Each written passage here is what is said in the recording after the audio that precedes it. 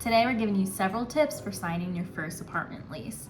When I got my first apartment, I was beyond ecstatic to finally live alone. And if you know the roommate life, the college life, the parent life, you know that there comes a point in life when you're finally able to live alone. It's so exciting. But in that excitement, I think we lose a lot of hindsight of what we need to look for when we're signing these leases. So I'm gonna help you out so you don't have to stumble around and waste money when you do so. Tip number 1, use your take-home pay. When you're looking for an apartment, you're gonna qualify based off your gross pay.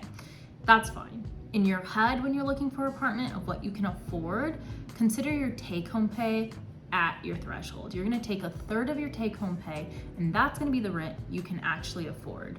You're gonna thank yourself because you're budgeting the money that's actually coming into your account versus pre-taxed what's coming into your account. Tip number 2, it's not just rent. Trust me, usually apartments are gonna package it up and say, oh, your rent's only $1,800, but there are so many extra fees that you just need to be aware of it so you can kind of get an accurate picture of what your rent's really gonna look like. When I mean extra fees, the first apartment I moved into was one of those luxury apartments in Denver, so you already think you're getting a steal because it's like a brand new building, brand new amenities, brand new appliances, and with that, they also have a lot of fees. Some common fees to look out for is going to be your car parking fee, if there's a storage fee, if there's a trash fee, if there's a trash service fee for a valet. Yes, my first apartment, I had to pay valet trash service fees, and I literally never used it. Watch out for the extra fees. I think my first apartment fees added an additional $120 to my rent. Tip number 3, be aware of the energy situation.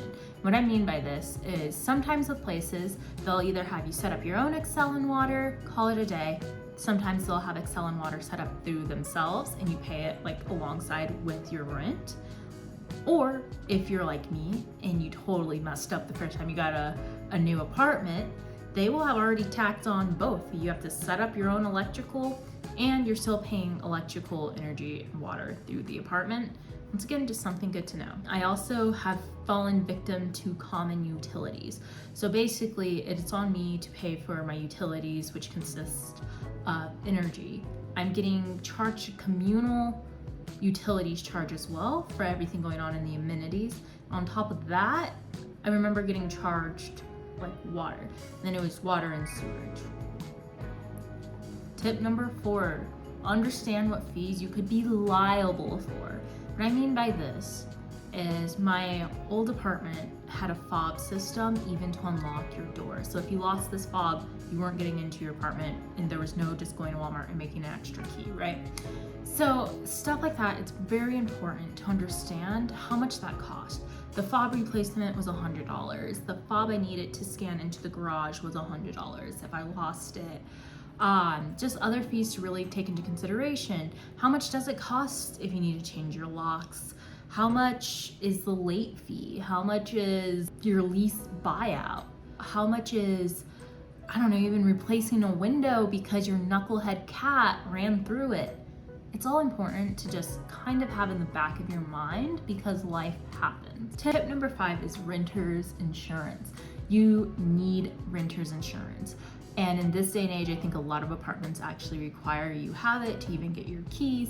But if they don't, do yourself a favor and get rental insurance. Life is crazy. You never know what's gonna happen. And it's usually not even more than $20 a month. You're always gonna be happier with yourself that you had it if something happens than being completely screwed if something bad happens and you didn't have it. The final thing, once when you're at this stage, you're probably gonna sign the lease away, get your keys, but before you do that, you need to understand what deposits are due. That's how much money you're paying for your pet insurance, how much money you're paying for your security deposit, and if there's any extra holdings that they need to do. I would always assume that a deposit's not coming back my way, so never bank on the deposit being returned to you, so that way when it is returned to you, you're like, cool, wasn't really expecting it one way or another.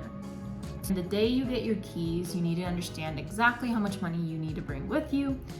if that's first month's rent, last month's rent, maybe both. Maybe you just need your security deposit. It's always just good to know that day of move-in how much you're required to have with you just to make move-in day as seamless as possible.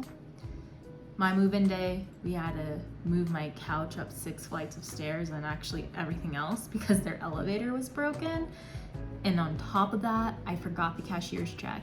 It was not a good first move-in day. Last tip I'm gonna leave you with is life happens.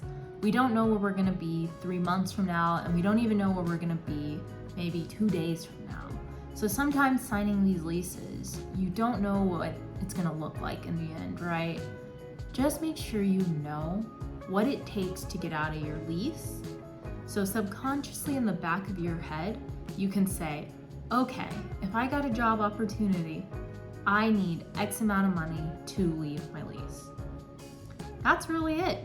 I hope some of these tips were helpful for you, and I hope your first year of living alone is a little less painful than mine was.